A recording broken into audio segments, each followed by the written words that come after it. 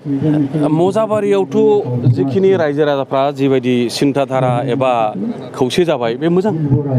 बेवहाय माने बिपिएफ हिसाबै जिखिनि भट मोनोमोन एखमबा 80% गाहाम मोनोमोन, खिन्थु देग्लाय इउपिपिएल हिसाबै बेवहाय बांसिन भट मोनगोन। आंहा मोनसे बिसास दङ मजाबारि हिसाबै 90निफ्राय 95% ट्रेक्टर एबा इउपिपिएलआ भट मोनगोन आरो जयन्त बसुमतारी मानगोनां बिथाङा बे जायगायाव माने 90-95% भट मोननानै देरहागोन।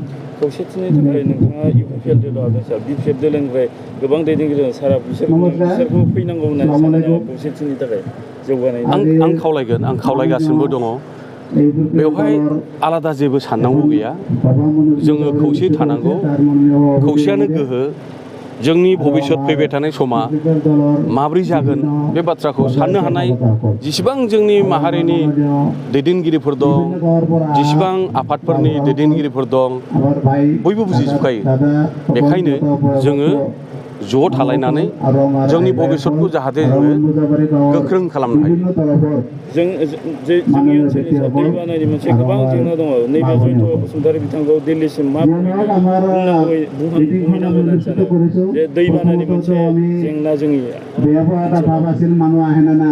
दैबाना होनोब्ला जोंनाव खुरखानाया इर'सना मेजर प्रब्लेम आरो बे इर'सनखौ बे दैबानानि खुरखानायखौ समग्र आसाम हिसाबै जे नेसनेल जि डिजास्टार दैबानाखौ डिक्लेयार खालामनांगौ मोनसे नेसनेल इस्यु नेसनेल डिजास्टार हिसाबै आसामनि होननानै जेखौ दाबि खालामो बेवहाय इर'सन एबा खुरखानाया बांसिन बेवहाय मोनसे प्रायरिटि मोननांगौ आरो बिथाङा निस्सय जोंनि रायजो राजानि जानानै बेखौ मोजाङै पार्लियामेन्टआव उत्थापन खालामनो हागोन। पार्लियामेन्टल' नङा, कनसार्न मिनिस्ट्रिजों बिथाङा मोजां रायज्लायनानै मोनसे परिबेस सृष्टि खालामनानै बे समस्याखौ मोनसे समाधान खालामनो निस्सय हागोन।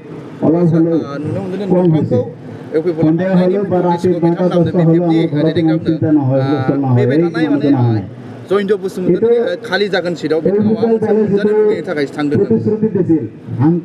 बिदि जेबो गैया। आङो सिगाङावबो बुंदों, दाबो बुंगोन, उनावबो बुंगोन। आङो माबेबा मोनसे पलिटिकेल पस्ट बा पजिशननि थाखाय आङो इउपिपिएलआव फैयाखै। मन्द हारिनो हिस्ट्रि होनायनि थाखाय खामानि मावगोन होनदों बिथाङा देरहालाङो। मा मोनदों? मन्द हारिनि हिस्ट्रि होनायनि खामानि बे बिथांनि खोथा। बिथाङा मावनो लुबैदों मावथों, হয়তো बुंनांगौ जेबो गैया। আমাদের এখানে প্রত্যেক নির্বাচন যখন এবং এমএলএ যখন নির্বাচন হবে এখানে কি হতো বড় ও না বড় একটাই জিনিস, অন্য তো এখানে কিছুই ছিল না। আর বিশেষ লোকসভা নির্বাচন 10 বছর নবসরণিয়া হীরা সরণিয়া উনি তিনটাই বক্তব্য বলল, একটাই কথা বড় ও না বড়। 2 নম্বর বিটিসি চুক্তি বাতিল, 3 নম্বর বিটিসির বদলিনের থেকে অনবর গাঁও কর্তন, ওই হিসাবে ভোটটা হইতো। এবার কেন এই শব্দটা কেন নেই সেটা আমরা একটু প্রশ্ন করা উচিত এবং এটাকে আমরা বিচার করা উচিত। বড় অনাবড় এবার শেষ, গাঁও কর্তন চুক্তি বাতিল সেটাও শেষ, কেন হলো?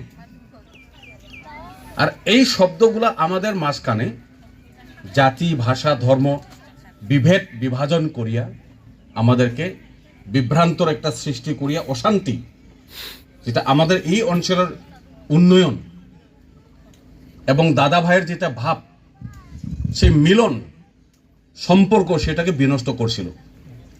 আর সেটাকে শেষ করা উচিত ছিল।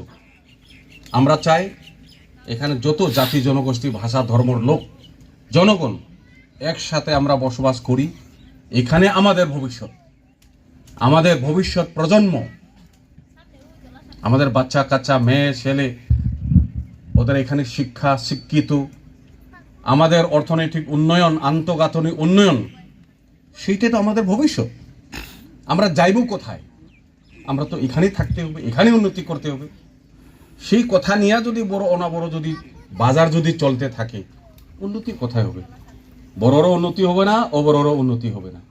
আর এইভাবে আমাদের এই অঞ্চলকে এত মানে হীরা সরণিয়া নবসরণিয়া এইভাবে 10 বছর চালাইলো, আর এখানে অনেকগুলো লোক বিভ্রান্তর হয়ে ওইখানে ভাসে গেল, খুব দুঃখিত।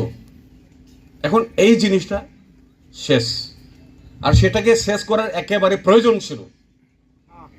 আর এই জিনিসটা যে শেষ হলো, এখন বড় ওনা বড় অমুক টুমুক, যেটা নেগেটিভ চিন্তাধারা যেটাকে বলা যায়, মানে বিভ্রান্তর যেটা চিন্তাধারা, কমিউনাল পলিটিক্স যেটাকে বলা যায়, সাম্প্রদায়িক রাজনীতি যেটাকে বলা যায়, সেটা শেষ হওয়ার প্রয়োজন ছিল।